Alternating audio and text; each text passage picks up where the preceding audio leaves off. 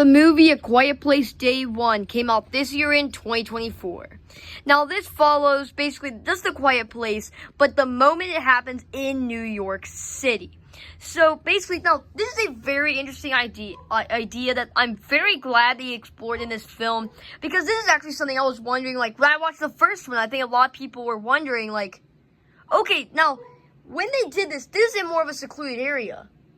Imagine they did it in the least secluded area on the planet, or least secluded city in the United States. That would be insane. And here they basically just answer all those questions in this movie, Quiet Place Day 1. Now, I really enjoyed this movie. Do I think it's as good as the first two? Certainly not. But I like this movie for different reasons than I liked the first one. Because, so in this movie, I think our main characters are a lot better than they were in the first two, because you connect with them a lot more, and you're able to, like, connect with them, and you really like our main character's relationship in this movie. Other than the cat. No, let's just get the cat over right now. There's no way this is a real cat, because something that happens in this movie is that, this cat is being held all the time, and at one point was even in water, and, like, stuff, and, like, that cat had to be super quiet and stuff. Bro. Like, alright, so, that cat would have killed you faster than the alien did, dude. Like, you're more safe probably with that alien than you are holding that cat.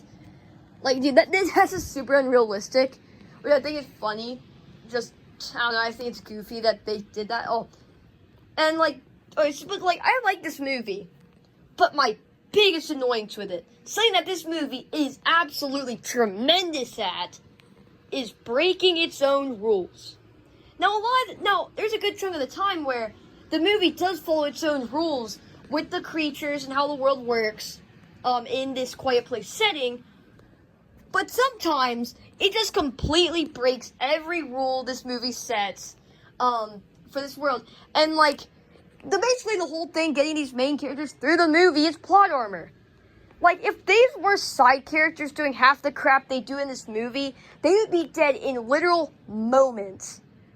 Like, alright, for example, they are running away from this alien, and we know that these aliens are extremely fast.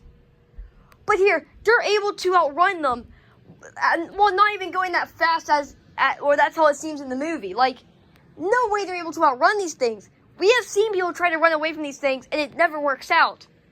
Yet, these two people are able to survive against them. I mean, it's just goofy, some of the things. They like, there were some of the rules that they say in this world that they just break.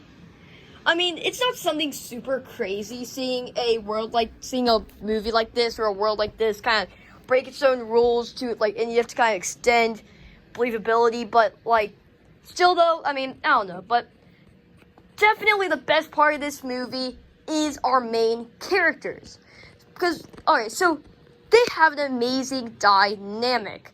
And now, they cannot make noise in this world, except for, like, a couple random times where there's allowed to make noise, and then they literally tell each other to shush, like, a moment later after they finish talking. But, so the way they interact in this movie is very, very interesting, and seeing their relationship in this Quiet Place setting, I think, at least, is very, very cool, and these are probably, like, the best main characters ever. Especially, our female lead in this movie, which is, basically her story is, she, has a terminal illness, and then the aliens come down to Earth, and then all hell breaks loose. And it is awesome seeing these aliens break loose on the city. It's just so cool. But, so when they're doing the evacuations and everything, she chooses not to leave the city.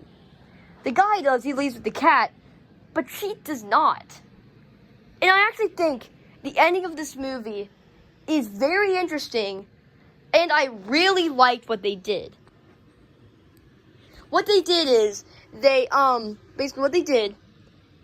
alright, so she's just walking through the street. She's super happy, okay? And then a monster comes down, and, she's probably about to die, and then it just cuts off right there. And it's kind of bittersweet because you kind of feel a shift with the main character after the aliens come down. You kind of feel a shift in her attitude that now she kind of feels at peace because, again, we start off with our main character in a hospice center. So she was already like, alright, I'm gonna die any day now, so like, she basically has no hope in life, she's a miserable person. And then all the aliens come down. And then her whole life is changed. It's all completely different. And I feel like that gave her a sense of purpose and a sense of happiness in her life that she's living for something now. And I mean, it's a matter of time before she dies, so why not live that out happily? And that's what she does. In the last moments of the film, she's just there happily. And then it cuts off right where she's about to die. And I think that's a very bittersweet ending for this movie, and one I think is done very, very well. So, yeah, that's basically Quiet Place Day 1. I really liked it. Do I think it's as good as the first two? Do I think they could have done more with the New York setting? Yes. But is it very, very cool when all the aliens come down on the loudest city in the world? Yes. And do I think the main characters are super interesting? Yes. Overall, do I really, really like this movie? Oh yeah, this movie's great. So yeah, guys, if you all enjoyed this video or any of my other content, please consider subscribing. I'll see you in the next one. Goodbye.